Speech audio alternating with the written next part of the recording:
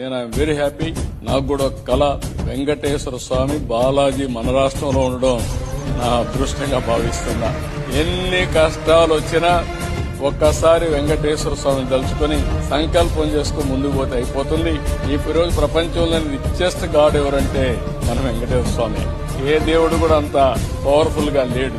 ఈ రోజు ఇంకొక పక్కన నా కోరిక కూడా, మీరు చాలా మంది 5 ఏళ్లు అవస్థలు పడ్డారు. ఇప్పుడు ఎన్ఆర్టీ ఉంది. ఎన్ఆర్టీలకు కూడా దర్శనం కోసం ప్రత్యేకంగా మీకు అరేంజ్ చేసే బాధ్యత నాది. దానికి కూడా శ్రీకారం చుట్టాం. అవసరమైతే ఇంకా పెంచుతాం.